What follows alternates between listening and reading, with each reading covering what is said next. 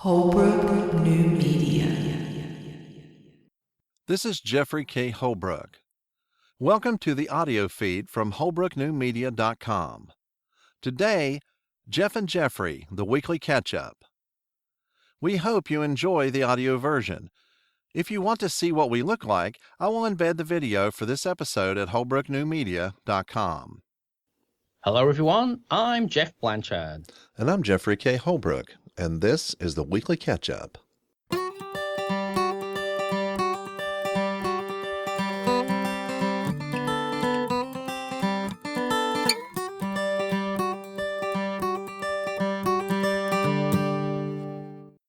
And we're back after a week's break. So we had a bit of a week's break, didn't we? Yes, we did. Like you say, we got some busyness and stuff in, things like that, but didn't get to do this last week. But I was able to get a show out on the regular audio podcasting channel as a usual thing. That worked out pretty good. I was going to say I would have loved to have done that, but I started my week with Monday night. When I'm traveling for work, I don't mind the travel so much, but it's just the Monday night. So when go to sleep, but to get up at 3 a.m. to catch a 6 o'clock flight, because the airport here is about an hour and a half away at the best of times, even when there's no traffic. But then there was, I don't know if you saw on the news, but there was the found people who were going to smuggle on a wheelchair to blow up an Emirates jet. Oh, no, I did not see that. That's kind of exciting, though. Well, so the security they're supposed to say, well, even for a domestic flight, you usually get there an hour before, but they said get there 2 hours before because they're going to be doing extra checks. But to me, I think they should be doing all the desperate checks all the time, not just when there's a threat. I think for safety of every air travel, there shouldn't be sort of lax any time, because even people taking on innocent things can cause trouble if they're not caught up at some of the screening points. But well, I know whenever my wife flew, she was in a wheelchair whenever she flew, and we found it much better to use their wheelchairs at the airport. And they put you on with the wheelchair, put you in a seat, take the wheelchair off, and then whenever you get there, they bring another wheelchair on to get you, and then they take you off. So rather than trying to go in, our own wheelchair, it was just a whole lot easier to take to pick theirs up at the airport and then just do it that way. But they do have to worry about all the tubes. If you're handicapped, you are almost always directly, targeted simply because of, if you have crutches, there's tubes that things can hide in. I went through security with her this last time whenever she flew down, and they screened me closer, I think, because I was with a person who was in a wheelchair. Well, yeah, that's right. It makes the sort of people with artificial legs. You think, well, they could be carrying any sort of thing. And these days, unfortunately, you can't profile anybody. It could be anybody. Mm-hmm. It doesn't matter just because they don't look like they would do anything bad. It's just everybody's suspicious. And it was funny coming back. When I was coming out of the airport, I was seeing all the people checking in, and there was this lady there, and I thought, you're just asking to be checked, aren't you? She had this big fair hat that stuck up about, like a Madge Simpson hat on with a fair, with all these gold bangles and all these things on. I thought, you're just asking to be, because I thought, what could you be hiding under that Madge Simpson hat? I thought it was just the sort of thing you thought, you just know you're going to get stopped with something like that. But then after that, I got there, so it was a nice 2-hour flight up to Brisbane, where I had to go do some work. So I got there nice and early at 8:30, so was there. And then on the Tuesday night, on the Wednesday, I came home. I had to I caught the 5 o'clock flight, the 4 o'clock flight. So I got home here just about 6:45. So I thought, well, if I'd got home any earlier, it would have been much more difficult getting stuck in the traffic. At least getting a little bit later, it was not so bad being stuck in the traffic anyway. So yeah, but after you have a day like that, the last thing you again need to do is to sit down and have a big long chat because of the the situation where everything's been out of the ordinary. You've been screened, and all these different things happen to you, and the first thing you have to do is come home and talk for an hour. No, I totally understand that. But one of the things it did for me, knowing I knew in advance what was going to be happening, it did allow me to set up a nice interview, on location interview, and like you were talking about, taking your stuff somewhere and getting set up and doing an interview. I was able to go somewhere and do an on location interview that even involved music recording and stuff like that. And so it was really, really cool. It was also simultaneously done Facebook Live by somebody else at the same time. And so while I was doing the interview, somebody Facebook Live the whole thing.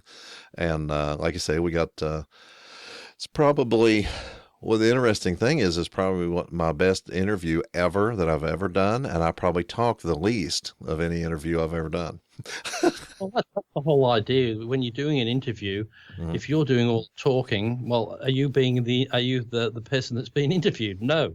So you should be doing as little as possible. It's usually when the interviewer's talking a lot, it's because the other one, ask a nice, decent question, and they'll say yes. Well, that was exciting. Yeah, can you elaborate a little bit on more just the yes? But that's where it makes a big difference on that. Oh, glad to hear that was good. I was listening, seeing in some of my emails that the upgrade to Wirecast, one of the features in the 7 that I'm haven't upgraded to yet is a direct link to Facebook Live. So you can, cool. One is your links to do straight into Facebook Live. But that is nice. One of the things I'm seeing about Facebook Live, and this is something that I'm shocked about, but I'm still analyzing. The engagement on there has absolutely no relation to anything in the real world. For instance, depending on how many, I've been podcasting for 3 years, and I'm getting 6 or 7. I got almost 800 downloads last month, and that was from all the new stuff I did, plus probably half of that was from my back catalog. That was last month. The Facebook Live video that was done while we were doing the interview, there was just a guy there doing it with a camera while we were just doing the interview, has had over 2,600 views. In the next 2 days, there was that many views on this thing. And so I'm curious. I did my first Facebook Live yesterday. It was only about 2.5 minutes, telling everyone that, hey, the actual audio for the interview is out, and this is actually done with digital recording equipment instead of just phone audio is very noisy. And so, they really need to check us out and listen to it. And I've had, 200 and so many odd views. I had over 100 in the first hour. Okay. I had 6 people pop in while I was doing it. And it was only like 2 minutes. and these people popped in. I did it yesterday afternoon. Well, the fact that 6 people popped in the first hour, I had 100 views. 6 people popped in while I was doing it, and I had about 13 click-throughs to download the actual podcast when that happened out of 100 views. Okay. Oh, that's good engagement. I was really surprised. But the thing is, I'm wondering how much of that is actual. The 13 were obviously, but I'm wondering how much of that is actual engagement, because whenever you're scrolling on Facebook, these things are playing when they go by. Yeah, so you don't know. Yeah, if you have the autoplay, as soon as you go past it, it plays. So whether they want it or not, you're getting it. So. Right. Now, it is set up. You can set it up to where your audio is off, so that they're just on there doing their thing, and then it just goes by because you scroll past it. But I'm wondering if they count that as a play every time someone that or someone, it just scrolls by somebody. I'm wondering if they're counting that as a play. Yes. So maybe only 10 people, but I do know, but 13 out of 100 is serious engagement. For an actual click. What happened was they watched what I had to say, and then in the first comment, I put the click to actually download the interview. And in that hour, I had 100 views according to Facebook, and then I had 13 click-throughs to download the thing. It's incredible, like you said, but there was one thing I was listening to another podcast, and they were saying about the adverts and where people get paid the money to do a lot of these things, and it depends on your audience. And then they say some people pay to get followers, and they say they'll pay $1,000 to get so many followers, but then somebody else will pay them for their content because they've got 1,000 followers. They'll pay them more than they're paid for the people to subscribe to them. So I thought, so a lot of them are not real people, or are not really engaging, and they're not really selling anything to. Because there was, I forget who there was talking about, but there was one company that pulled $100 million or something ridiculous like that off their advertising they're spending on social media, for all the clicks and all this, and then never saw one drop in revenue whatsoever. But they saved $100 million because they figured all these clicks and all these things are really not people; they're just bots or paid people to get the figures up and all that. So it's quite interesting to see what goes on out there. It's quite interesting what goes on, isn't it? Yeah, for the like I said, I've been listening to podcasts about podcasting for 3 years, a little bit more than 3 years now, and so that's what's happening. I mean, until you have however many thousands of listeners that you can document and prove that you have, then there's no money to be made as far as advertising money. You have to have 10,000 before you're even looked at, and then you're not sure if that's even big enough. But the thing is, if you can get these artificial things and show how many you've got, then you can sometimes score an advertiser who is willing to actually give you money per episode based on you doing a host read, or now the big term is dynamic ad injection, to where you have no control over what's inserted, but it just gets put into your program and they do it, and you get paid however much for that. Basically, most people that have heard of podcasting believe that if you put out a show, that money will show up. Yeah, that's the first thing, how much money are you making? But here's the way podcasting works. You either start a podcast because you enjoy doing it, it's a subject you're passionate about, and you want to talk, and and you have friends you want to talk to or whatever. Some people just do the, 4 guys and 3 brains and 2 beers and a Blue Yeti. They do that a lot. Some people actually get drunk while they're doing their shows, but then that's just everybody just sitting down having fun. You got 2 things. You can start a podcast because you enjoy it, or you can start a small business that involves podcasting, go through the normal small business grind and either make it or not. And then you may make some money podcasting. That's for people who are not already famous, like some comedian or somebody like that already has a following. If you are starting from absolute scratch, you can start a podcast or you can start a small business that involves podcasting. That's your 2 options. That's right. Because as I said, but it's quite interesting as well, you were saying with podcasting. Like, I was just thinking then, probably one of the first ones that did something like that wouldn't have been classed as podcasting, but it was the same sort of thing. Like, remember Peter Cook and Dudley Moore? Mm-hmm. Well, in the early days, what they did a record, didn't they? Okay. It was like a 2-hour podcast on a record. Mm-hmm. And I think they must have just got a bottle of whiskey each, and they just got drunk, and they just went for it. And if you ever look it up, it's Derek and Clive Live. Derek and Clive Live. Record. And it's disgusting. So if you're a bit don't listen to it, but it's 2 famous people, Peter Cook and Dudley Moore, just saying comedian, but doing, because they said it's a record, they've got no restrictions on what they were saying, but they're getting drunk and they're just doing outrageous things. But I thought that's way before podcasting, but that's the sort of thing that happens these days, isn't it? A few friends get together and have a chat, and they can they're wanting to do a podcast on the local beer and that, and see how many beers they can drink before they fall over and can't do it anymore. But there's just so much content out there that I was just saying to somebody the other day, you search for a podcast or anything, and he said, well, why are you searching for that again? You looked for that. I said, yeah, but you get a different result every day, because it can't give you, well, it can give you everything, but it does it in different orders for you, because you might be at a different location, or things might have changed. You've clicked on something else, so the search result is different every time. So it might be the same content you're looking for, but it's thinking, well, I'll give you a chance at showing you this. And that's what Facebook does as well, because if you and Twitter, if they showed you everything that came on your timeline, you just couldn't do anything, could you? If every one of the people you followed, even I don't follow a lot of people, but there's probably about 30 or 40 people. But if everything that came up on my timeline all the time, you just wouldn't be able to cope, would you? It determines what it should show you, so you've got at least a little bit of a chance to see what's going on. Well, I keep getting served up these offers to do ads on different pages that I have. I'm also on the Cinema Toast Crunch podcast page. I was made an admin type of person of that.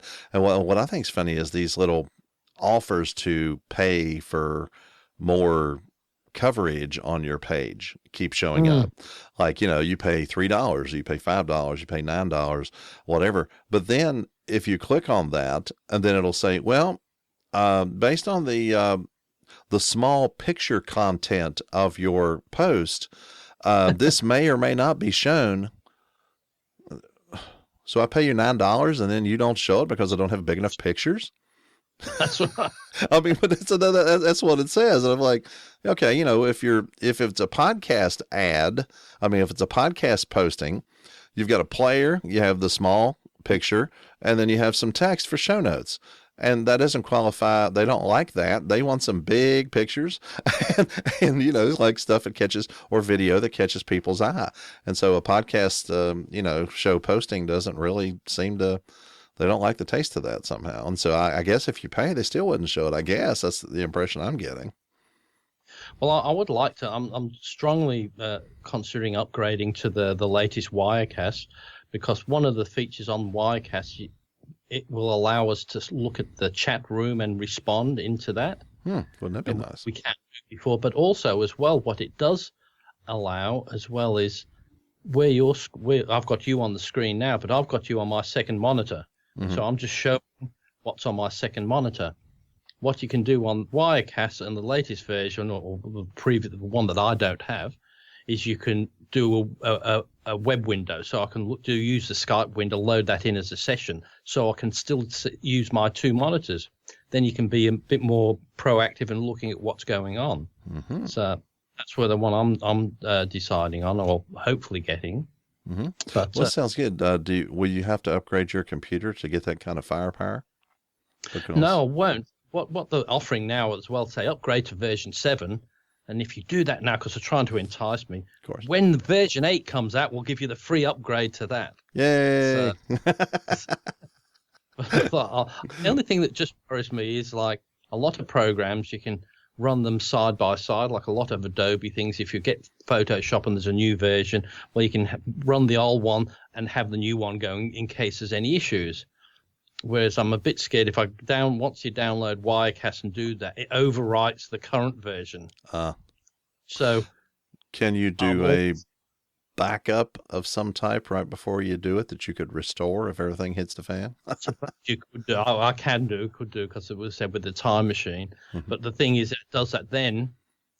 It goes, but then all the shows, there's usually different features in there, so you'd have to go in and make sure all the show settings are the same. And I don't mind doing that, but it would be okay if I could say, okay, I'll do it after the show tonight. Mm-hmm.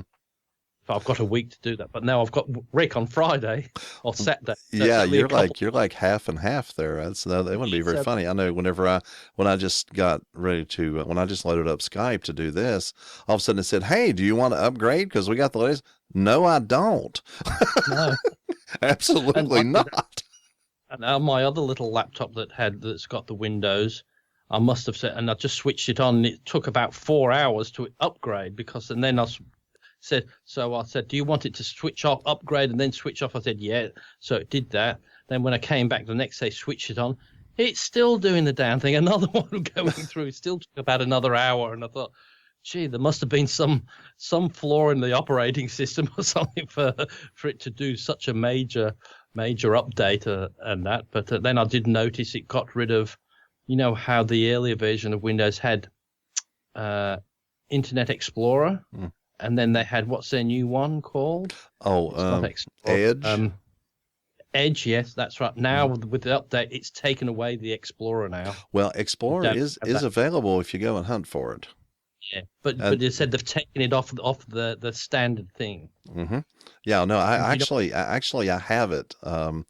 I have Explorer as well. I went ahead and went back. I've got Windows 10, but I went ahead and went in and hunted for it and found it is still available. And so I went ahead and got it and brought it back. I don't use the Edge thing so much. I'm using Explorer and Chrome.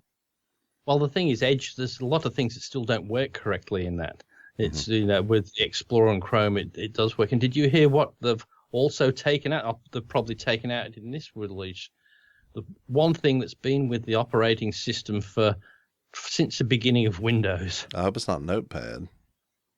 No, it's Paint. Oh, Paint. Okay. Paint. I think I used Paint a couple times, like back in the day when I was. Yeah, I did a long time ago, but I usually got bigger and better programs usually after that. It never went too far. But like you said, what they've done, which is quite a smart move, so we have a lighter system, but it's all there. Like you said, if you want to get Explorer, if you want to get Paint, it's still there. They're not saying it's dead and buried. It's just, I would say, like you said, next to nobody uses it. Mm-hmm. But it's if you want it, if you're, I just can't think of if anybody wanted that Paint, they'd have something better, wouldn't they? Yeah, I use for doing the show logos and anything I've done recently. I use that program called GIMP. Which it's a free open source type of a program that and it's not always intuitive. It takes a little while to get the feel of it and everything like that. But I find you can do layers the same way you do in Photoshop, things like that. And so the logos for the shows, the show art and all that kind of stuff like that, I have done those on GIMP for the last the last 2 or 3 I've done, and I've done them for other people. I've done show art and things for other people for their shows.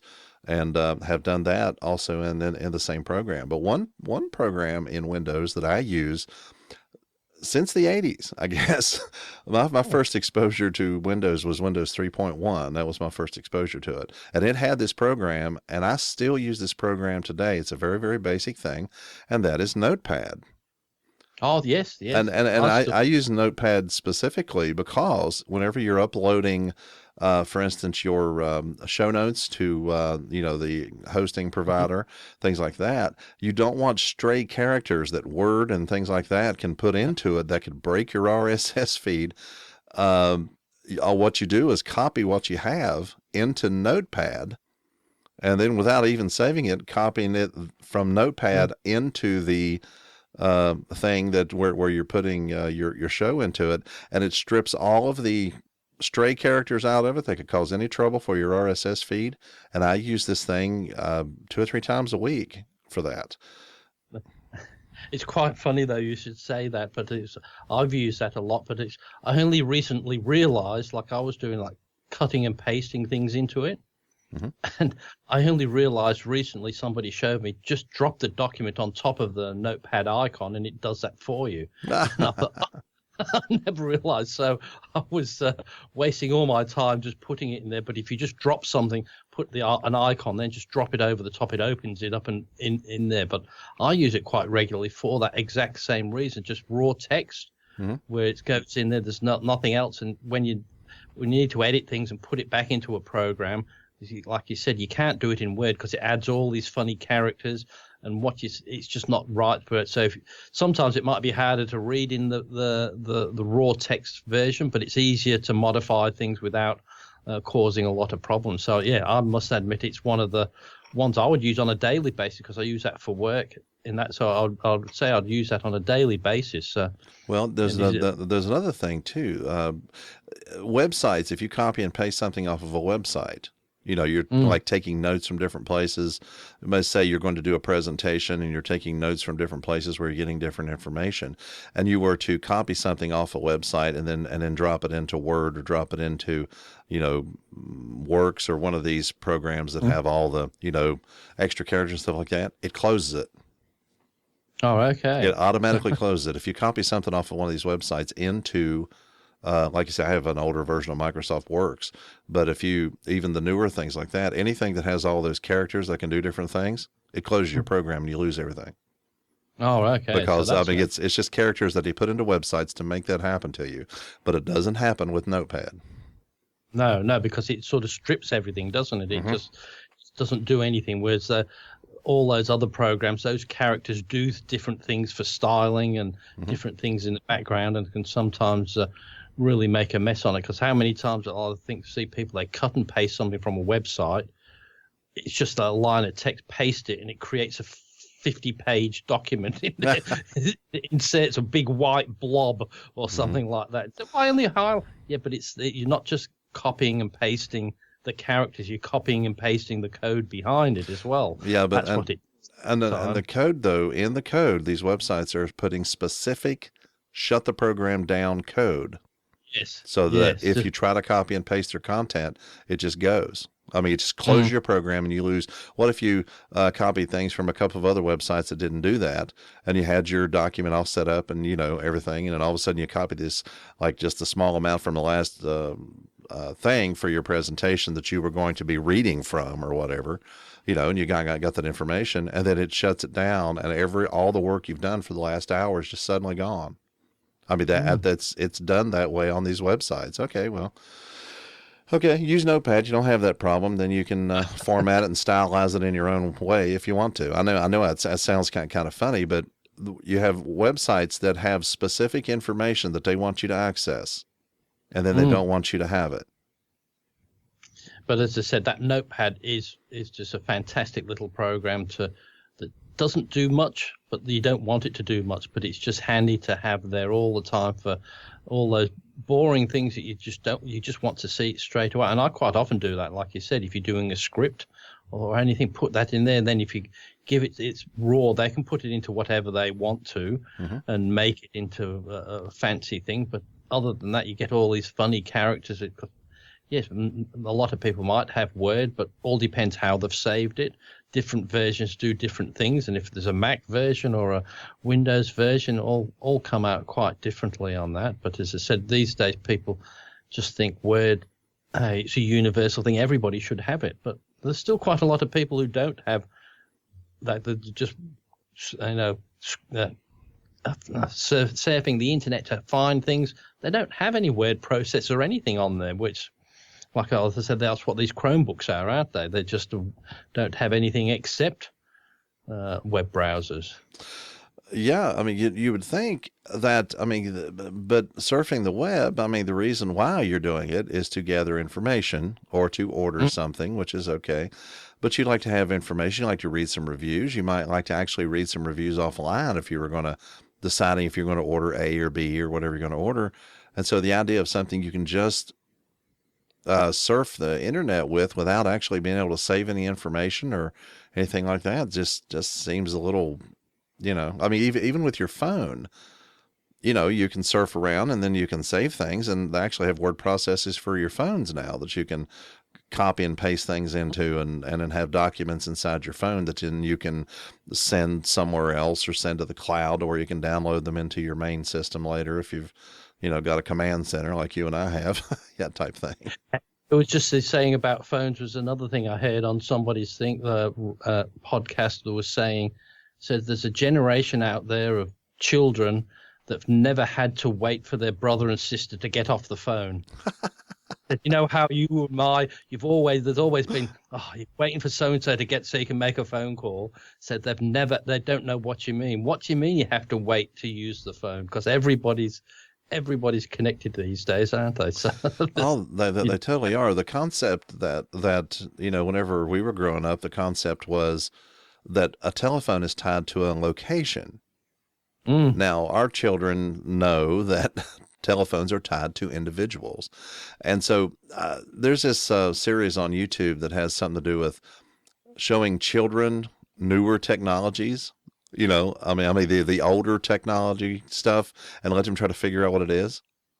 And they took an old rotary style telephone and put it in front of them. And there's these little kids, they're probably 10, looking at it, it's kind of like, What is What's that? this? What is that? Yeah, and it says, what is that? Okay, wait a minute. That's a telephone. How do you make it work? And you see him on there going, No buttons. There's no buttons. they're trying to Yeah, push you it have again.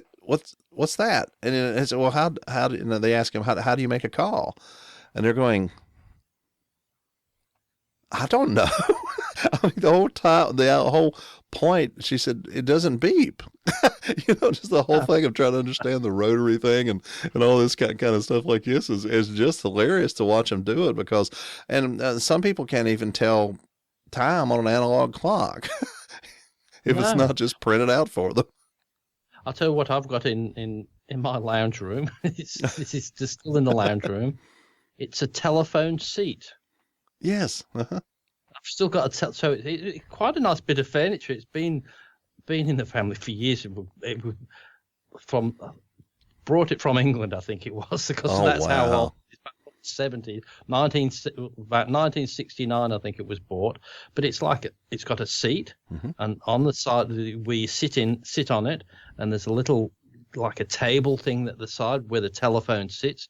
Slides out is this big white thing of where you have a pen. Before they had whiteboard pens, but you had a pencil where you could draw all your numbers or your notes when you was taking things. When you shut that underneath there was a big hole to put the telephone books. Yeah, that's another thing they don't know what you're talking about either.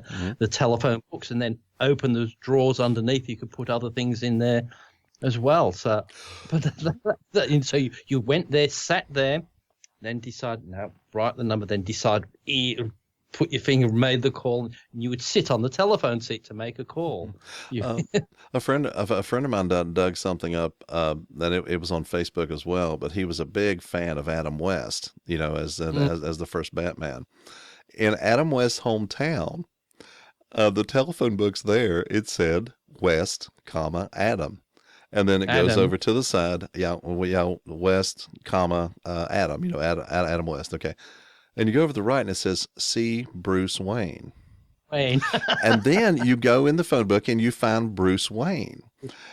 and then it says, there was about 5 or 6 different places, see the Yellow Pages, Crime Fighters. And then you go to the Yellow Pages, Crime Fighters, and it says, see Batman. and then it goes to, but there was 5 or 6 separate things that he had paid for all these ads in the Yellow Pages and these different things like that just ran you around in circles. And finally I come up to the last one and it said, see Adam West. And so it was a complete loop going through this phone book of all this stuff about Adam West and Batman and Bruce Wayne and all that stuff. It was pretty funny.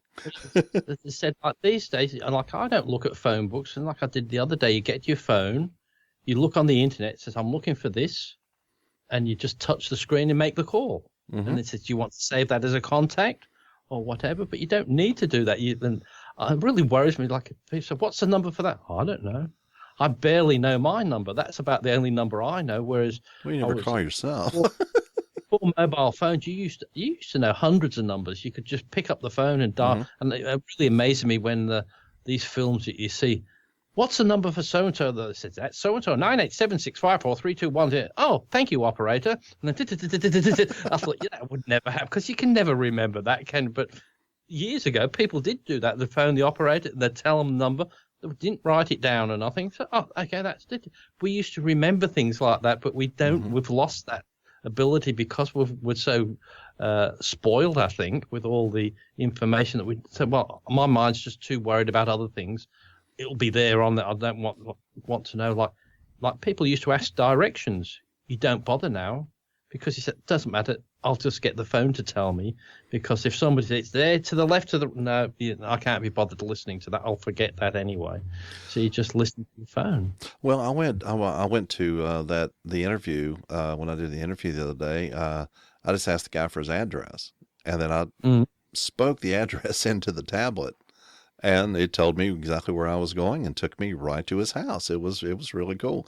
But I did have a bit of a shock a couple days ago where it comes to telephone.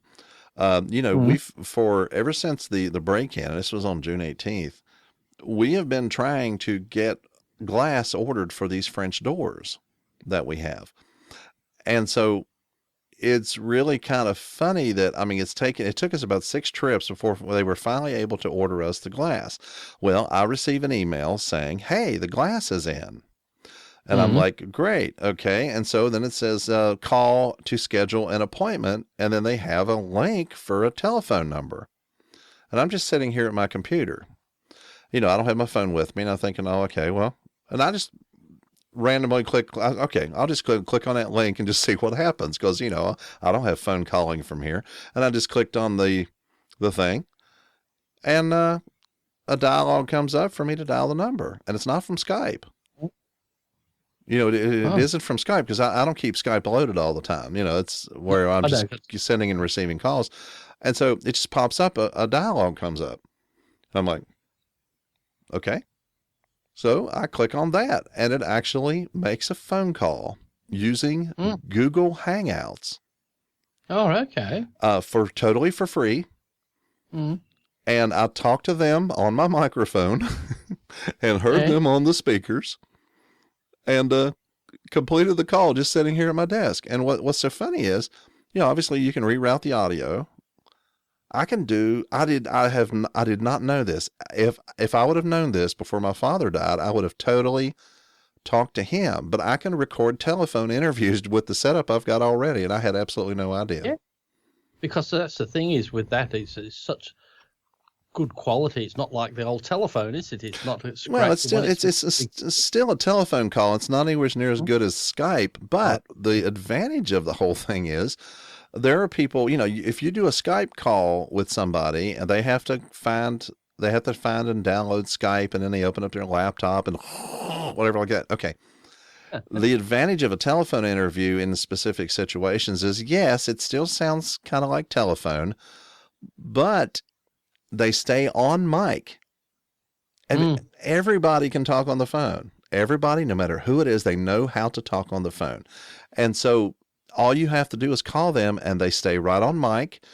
On the radio, people are used to telephone interviews. So there are many times that an actual telephone interview for a podcast would be superior to trying to text somebody through a Skype call with a microphone and change this setting so instead of using your laptop, it's using this other microphone you've got. And all you have to do is make the phone call, and they sit there and talk to you on the phone. And that's many times, if people are not tech savvy, would be a totally superior way to interview people who don't have anything to do with tech. Well, there's one thing with the program that Rick uses is vMix. Mm-hmm.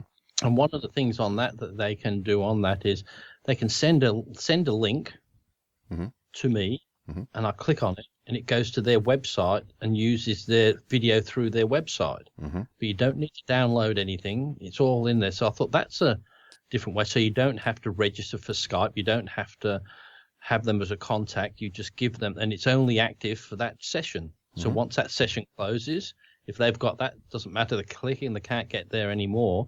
But that's where you can have 2 or 3 people on that, but it's on the vMix server. But I thought that's because that's quite a good little thing. So you don't have to, like you said, nearly everything else you have to download a bit of software, and it gets a bit too complicated. But that one you said sounds really good there, because even though it's the telephone thing, that's quite acceptable, because people are used to that sound as well for an interview, aren't they? Yes, they are. And plus you record it, and I would record it with exactly the same setup I record this with.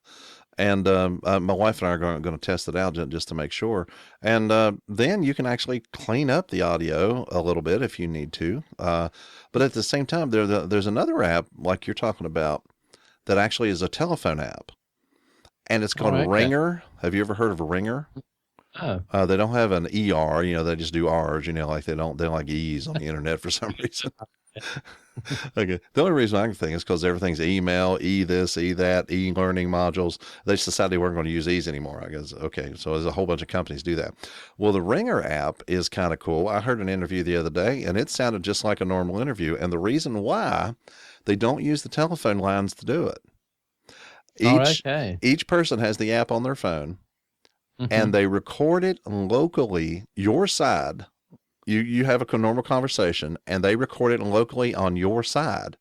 Then both sides from both phones are uploaded, combined, and sent to the person who needed the interview. That's ingenious, really, isn't it? Oh yeah, I mean it's called Ringer, and like I say, I heard an interview. I've heard of it, but they're not using the phone lines to record. They're just recording a local thing, and it's not as good as what a direct local recording, like when I did the interview the other day. It was in person, and that was a better recording than what this would be. But it sounds nothing like telephone, and it sounds very similar to what your voice does coming over Skype. But it's actually a really good local recording of each side. A double ender is what audio people call it. It's where each person records their own and then combines it at one end later on when they upload it. And so it's just a good local recording. Well, they do that on 2 telephones, and then it both uploads to their site, and you get the whole thing with a good recording on each end. It's pretty cool. Ooh.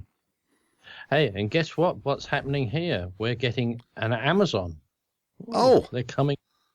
Yes, I bought an outlet just not far from here, right in the Dandenong South, for their main distribution center. Oh. So I might be able to get.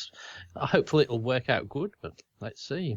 Yeah, I can't see it all. It'll be interesting to see how they adjust locally to the pricing and things that we get here in America. It'd be kind of an interesting thing. It shocked me one day where we live here. They'll say, well, if you order this now, you can have this in 3 days, or you can have this in 2 days.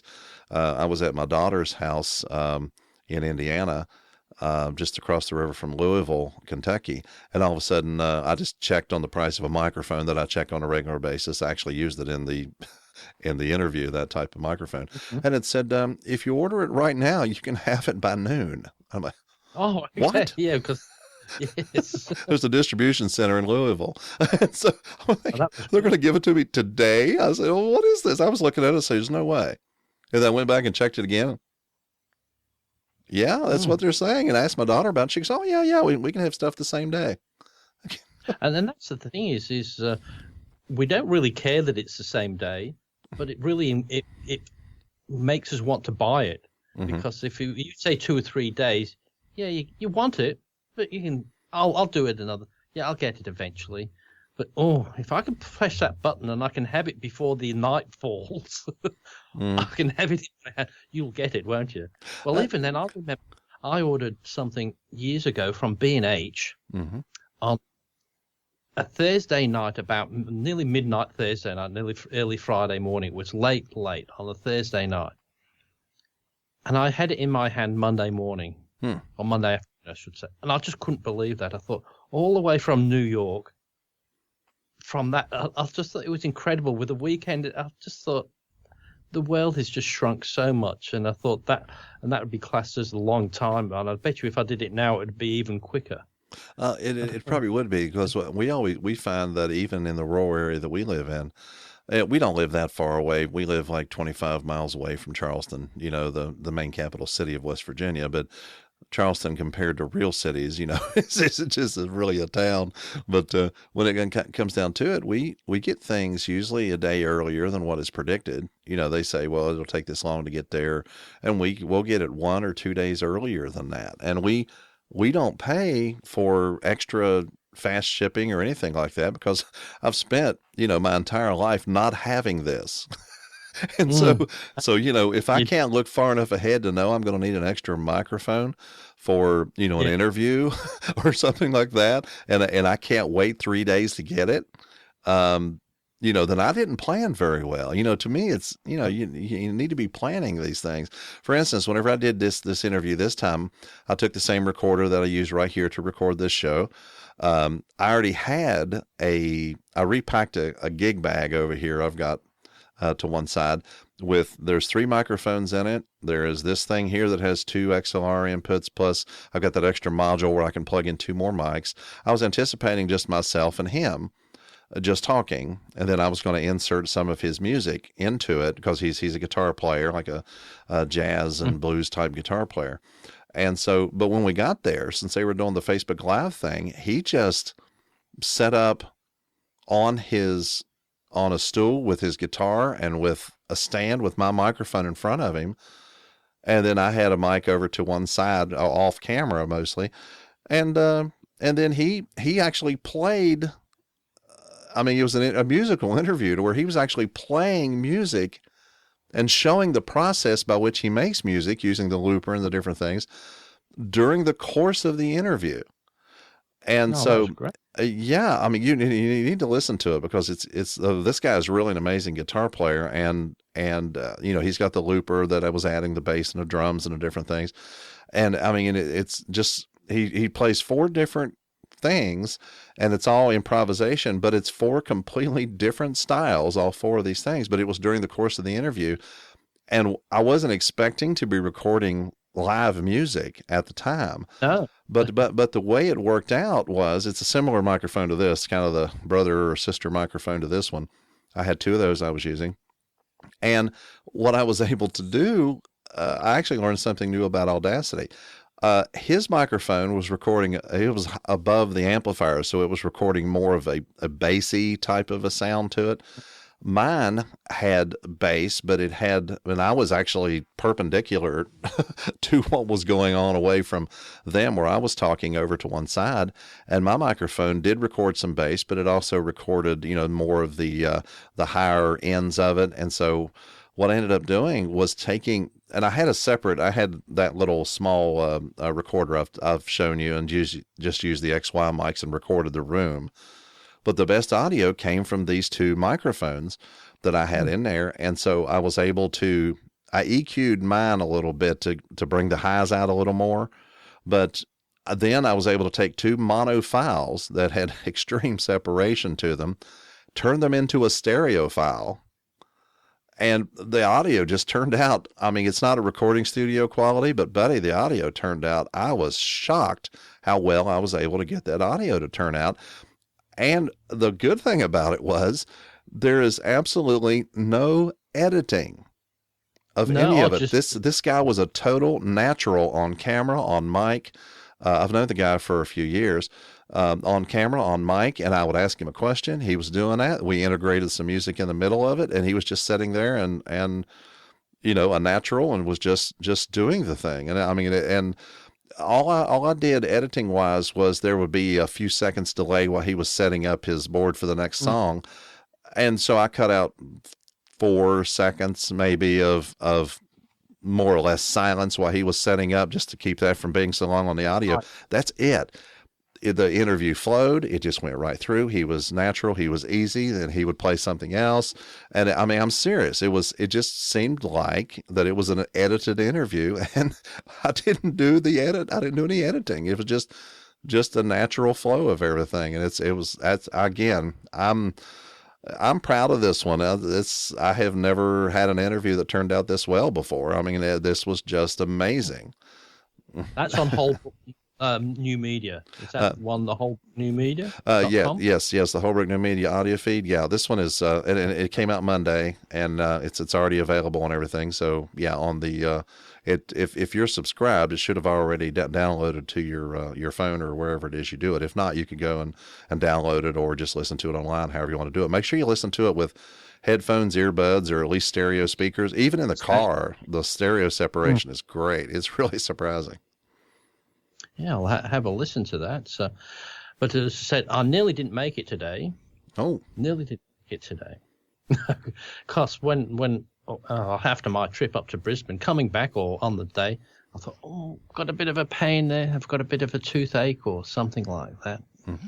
So then it went away, but then it made me think, well, I better go and have a checkup. I haven't had a checkup for a while.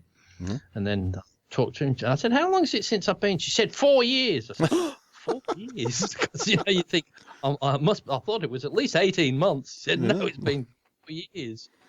So I booked in. I said, I better have a checkup. So I booked in for this morning. So donned me stuff on for work, and I thought I'll have me little checkup and then go to work. And went down there, and so 2 crowns, 6 fillings. That's all in one setting, and 4 needles. And I said, No, I don't think I can't.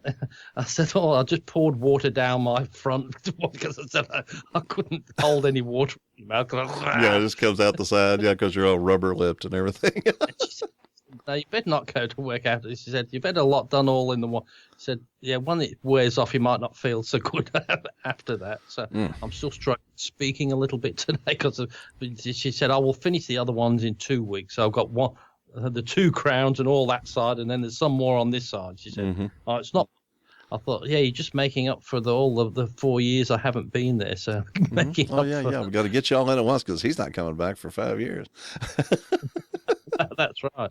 And I said to her, I said, funny thing is, I said, I'm not afraid of dentists. I'm just afraid of the bill. Because No, I'm going to be having some pretty big dental work at the end of September. I may have to skip a show on that one, but I will let you know exactly when it's going to happen in advance. I said, how much do you think I spent at the dentist today? Oh, I'm afraid. And again, I don't know how the prices translate, but for us, I even have I have a rider on some dental insurance, and we still end up having to, pay quite a bit because health insurance doesn't pay hardly anything for dentistry. No, well, mine today was $3,100. Oh, but the insurance paid $800, so at least it's something. It was something, but yeah, that's something. Because it's one of those things, you have a little bit of coverage, but it's not a huge one. But I knew that it's more in the hospital coverage and all that. Because I suppose at the end of it, if you don't like that, you pay less money to get the teeth ripped out. Yeah. It's more so the cosmetic thing. So as I said, she's put 2 crowns in, but they're all temporary until she gets a crown made, and I've got to go back to do it on there. All the fillings and that's done, but then to do the other side. But it's anyway. But she's already as well wanted me fangs. You have your fangs. Yes. Because she said, well, I've cut that off, so made it, and she's going to do the other side, so that doesn't come out as a fang. Okay. So she's done that. She says, I've done that, and she's going to do the other one. I thought, oh, well, that's nice of you. So I'm just really amazed at them. They're really talented, these people, because I thought in the old days, the dentist would just rip it out, do that. But these days, they've just got so much talent. It's not just fixing that up. It's always a cosmetic look as well, isn't it? That they're so good at their craft these days. So yeah, they just put it back together, and nobody knows that you're completely reconstructed in your mouth. No, that's right. That's right. And hey, no matter the money I spent, it's not as though I don't use it. It's not like a camera. Will sit in there for a week and not use it. I'm going to use this my mouth every day for eating. Yeah, I was going to say, the next time you eat, the next time you smile, you're going to totally get use out of this investment, no question. Having said that, I went there at 8 o'clock this morning, but I couldn't drink or eat anything till at least 2 o'clock. That was where it took all that time for the anesthetic to wear off, because she gave me 4 needles. It just took all that time, and I thought I can't drink anything because I'll just spill all the things down there. So yeah, it makes you feel like when they're coming in with that needle, that it's almost like they're pulling a sword out of a sheath. It's like, and as I said, I don't mind. As I said, I don't mind the dentist one little bit actually doing it. It's just the bill at the end of it that I sort of shriek at. But even then, yeah, it might sound a lot, but I thought, hey, if it keeps your own teeth for a few years longer, it's the sort of thing you need to do. So, well, one of the things that I kind of kicked myself for the last time I had anything extensive done at the dentist was that I didn't take one of my digital recorders and record the drilling sound. Yeah, because it just makes people cringe, and I could just I have released podcast episodes or extras that have to do with just some type of audio immersion, like where you're listening to the night sounds, of all the insects or whatever, and it goes on for a few minutes. I've released things like that, and I have probably one of my top episodes or one where I was just doing, like you say, the night sounds and the insects. And a friend of mine put it on this Reddit that is this Reddit page that is supposed to be specifically for just turning this on and listening to particular sounds, and just immersing yourself in the sound.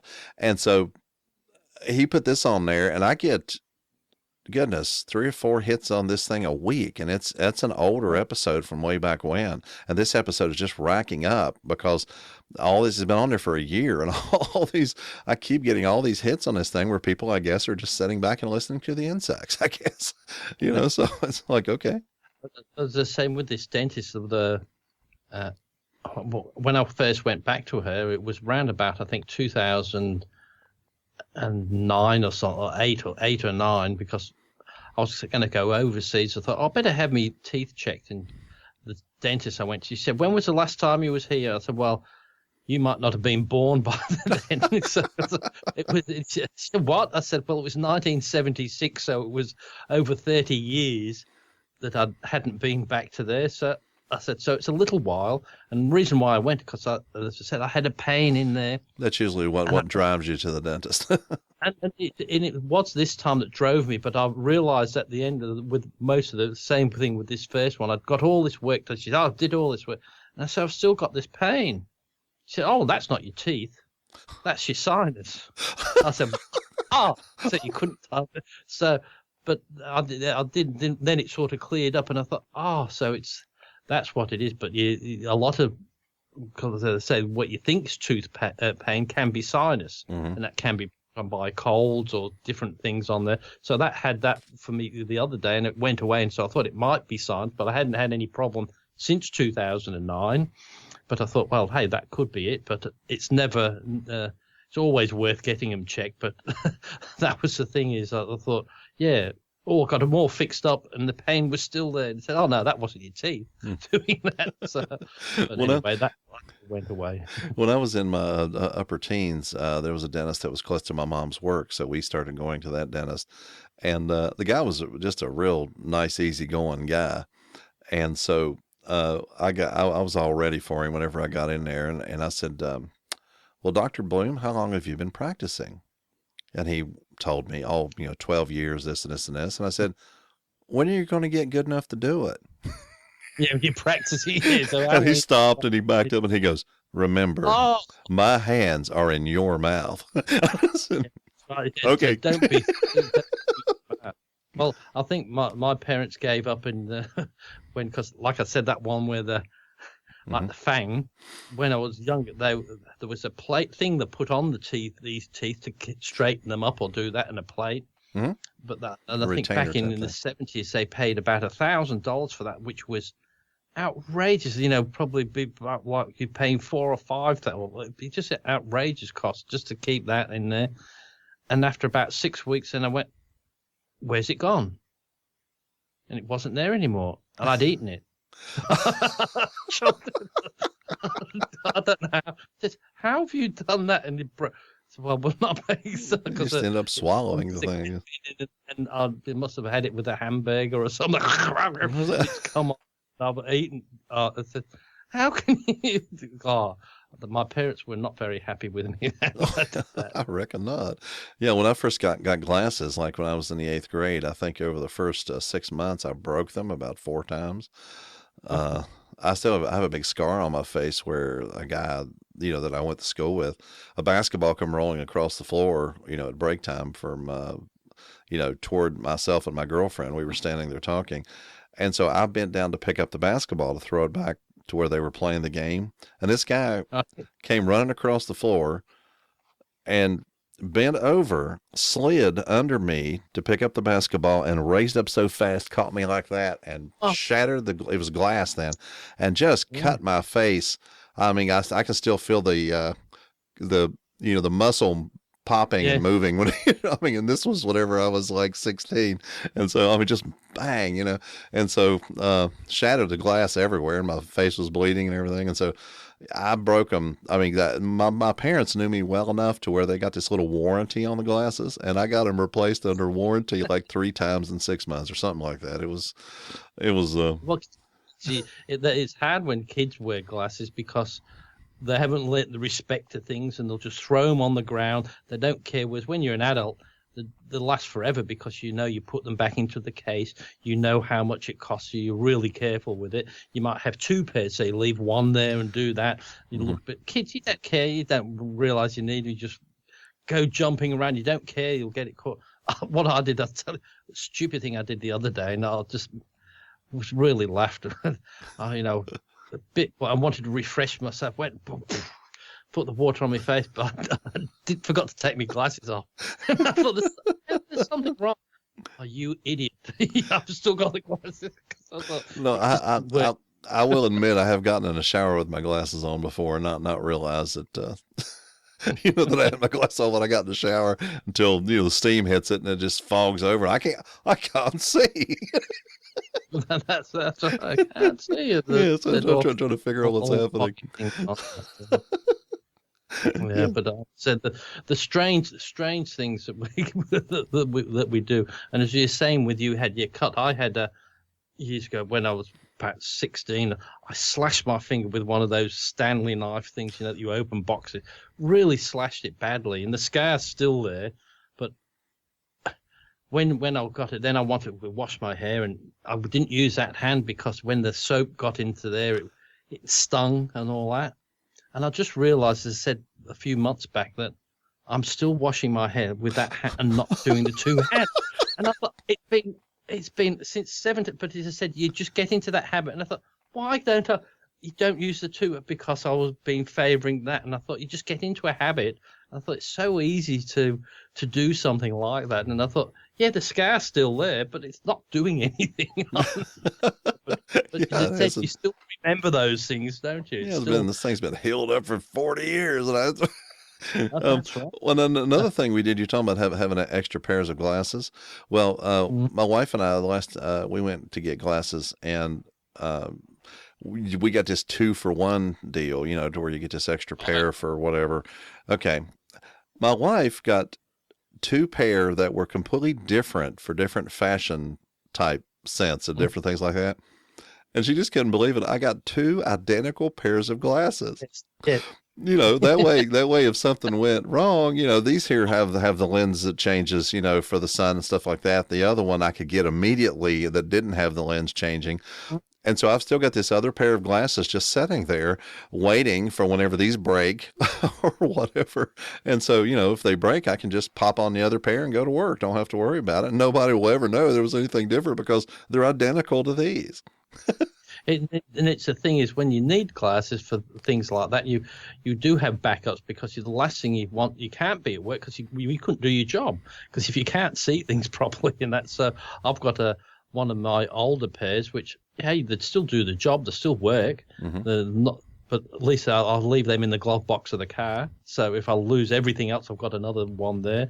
I've got the ones I always wear. Then there's another set in my briefcase for work, just in case I'll leave something. So, and I've got another pair for just computer glasses. So the different prescription just for looking at the computer screen all day. So that makes a bit different. So I can't, but that's all I need the glasses for. But the only horrible thing with them is, if I'm somebody there and I'll have to talk to them, I have to take them off because I can't see them and they're all blurry. Whereas they're designed for the computer, but you can't walk around in them, so you have to keep taking them on and off. And I don't like taking on and off. So. Well, one of the reasons I like having smaller glasses instead of those huge ones we had back in the 80s are the fact that I'm nearsighted, and so I need these to see at a distance. I mean, I can spot people 20 feet away and tell who they are based on how they walk, or you just know how they are. But when it comes to doing close work or anything where I'm reading or whatever like this, things start getting blurry about right here. But then I take my glasses off and they're back in focus again, all the way up to here. And so I spend a lot of time looking over and under my glasses. I don't have bifocals. The last time the guy said, well, that's just too much trouble. Just take your glasses off to read. But I spend a lot of time with my glasses hanging down like this, working on stuff at work all the time. And so everybody's used to me being the old guy with the glasses down at the end of my nose. But these are my normal long vision glasses. These ones are the best ones I've ever had because of the multi-purpose ones. So I can read. I'll watch the computer screen read nicely, but I'm yours. So what do you say? You're nearsighted? Yes, I can see everything up close, and then it starts getting blurry out away from me. I'm the opposite. I can't. Everything's blurry close up and further away. It is so. I don't want, but then I want to be able. I don't want to do that to see normal. But these ones are good because I can see everybody normally, but I can read it as well. It does both the jobs. It's the first pair I've ever had I can leave on all day, that I'm not looking at the world funny sometimes, because some of, like you said, you like that, but these ones I can read close, but then I can see the road signs if I leave them on, whereas the other glasses I could see the speedometer and everything else clearly close up there, but then when you look up you couldn't see the road signs because they were blurry. Whereas these ones, everything's in focus. So the transition lenses, I think, because they slowly get different as they go up. They go progressive, yeah. Transitions is the thing that makes them darken. That's the brand name for the darkening thing, if I remember right. Yeah, but these ones, so going up, there's nothing in there. But as I said, right down the bottom is just all, they're not bifocals, but it's, because of bifocals, once a bit awkward, you've got to really need a strong prescription for your reading to get the use out of them. But mine's not that bad. It's just slightly out of focus, so it does a good job. Anyway, we've gone past our hour again. Oh no! I guess the time police are going to get us. That's right. So, but that's why I had to get there, because I said I didn't want to pike out and say I'm not doing the show again, because I thought I should be right, but I thought it's only an hour, so I should be able to talk for at least an hour and do that. So okay. Thank you, everybody, for watching. Yes. Thank you so much. Be sure to go to holbrooknewmedia.com to listen to this one and last week's that Geoff did by himself, which I'm going to go and listen to the musical delights he's recorded there. So, You're gonna like this guy the way he plays the guitar. It's gonna be great. That's right. I'm going to have to do my own music rendition of something and put it in there, which we can't leave it without, say, a tribute to the old Glenn Campbell passed away today. So, as I said, that's a sad loss, but he's given so much to music. I just was listening to some of the songs. I thought it's just a unique sound that nobody else ever had. Right, and then he did country and things, but he traveled with the Beach Boys for a while. I mean, it was, he was really versatile. Yeah, but I liked that. Well, I liked a lot of his music. Whereas, as I said, it was country, but it was totally different. Some of his country, it wasn't. It was like more a lot refined. of. It was really good. Anyway, that's it. Bye for now, and we'll see you all next week. Thank you so much for listening. Links for a free subscription, feedback, and everything else we do is at holbrooknewmedia.com. You can find all things Geoff Blanchard at geoffblanchard.com.